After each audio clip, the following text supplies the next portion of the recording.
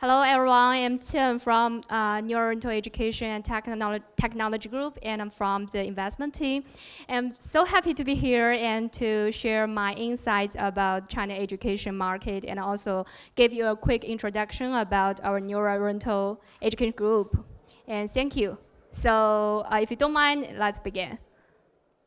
So today, my keynote speech will focus on two parts. The first part is about China education market, why it is so big, why it grows so fast, what is the opportunities, and what are the risks.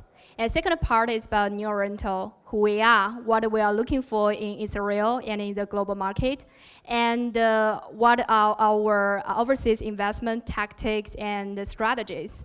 So this is to talk about who we are, NewOriental is the largest education company in China in terms of our revenue, profit, user base, and teachers amount. In the latest fiscal year, we have accumulated about 2.4 billion US dollars in terms of profit, in terms of revenue, and over $200 million in terms of profit. And we have entered into 77 cities and over 1,125 learning centers in China, which has covered the majority of China's cities and rural areas. So we have the largest coverage of the China education areas. And we are also a very trustworthy and incomparable partner because of our wide business coverage, our deep local market proven experience and know-how, and our extensive network. Founded in 1993, we have over 26 experience in China education market.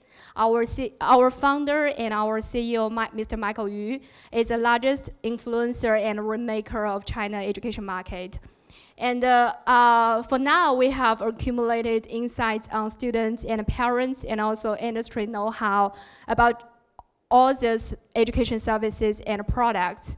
We are also the first listed company that get listed in NYSE, and our online business unit, our Kunern, just get listed in Hong Kong Stock Exchange in April this year. So this is our experience about China education market. And we also have very diverse business coverage. We provide one-stop education services and products to students from 0 to 25. We not only provide K-12 after-school tutoring services, we also provide language training and test preparation, kindergartens, pre-K products, and also overseas study consulting services and study tours. And apart from that, we also have extensive network about not only learning centers in 77 cities and 3 million students every year, and over 30,000 teachers. We provide very solid and comprehensive trainings to our teachers. So if you have any programs about teachers training, just talk to us, and we are very interested in this. And we also have a strong network about China's government, China's local governments, and also schools. So if you have any systems or products that about schools management, also reach out to us. So this is a business scope of our NewOriental's just like us, I just talked. So here I will give you a glimpse of China education market, why it is so big and why it grows so fast. I summarized 5 main factors that drive the growth of China education market. The first thing, obviously, is the population base. We have huge student base of over 200 million students in ages 0 to 14. And from the demand side, I summarized 2 factors: household education expense and diverse demands. For every family each year, it will spend about $3,000 for one child in 1 year, and this grows at 40% every year. And benefited from the urbanization and globalization, the parents in China have more and more diverse and dynamic demands. And based on this situation and the potential large venues, more and more capital and talents enter into this market. And the last, but also the most important thing is about technology advancement. We use big data, we use AI, we use a lot of VR AI technologies to solve the problems in traditional education market. And we have to improve the user experience and to reduce the real teachers' workforce.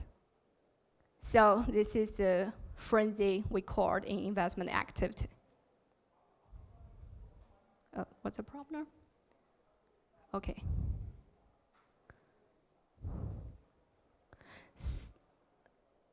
So next part, I summarized some buzzwords of China education market.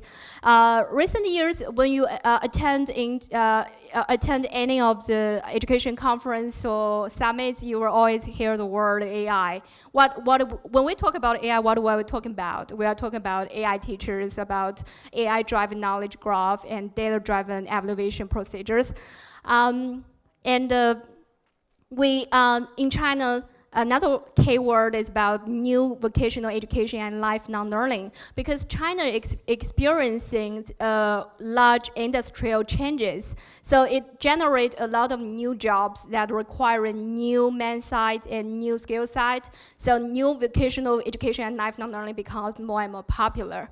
And the fourth thing is about knowledge as currency. Because the world changes very quickly, the knowledge updates very quickly, so people cannot get new knowledge and information from the traditional channels and published books, and people are become more and more willing to pay for the useful knowledge and contents in terms of short videos, in terms of online courses. And in China market, which is quite unique, that the exam competence-based learning is always a king, which means a K-12 after-school tutoring. It is a king about cash flow, it's a king about user base, and a king about the strong demand. English learning is the queen. China is the largest education English learning company market in China. It produced so many listed companies and unicorns, just like NewOriental, Liu and the Webcade. And the 7 and 4 is Ace is about pre-K learning and K coding. So when I talk about the education opportunities, I will give you some ideas about the risks. There are two risks. The risks are more likely to related to the policies changes.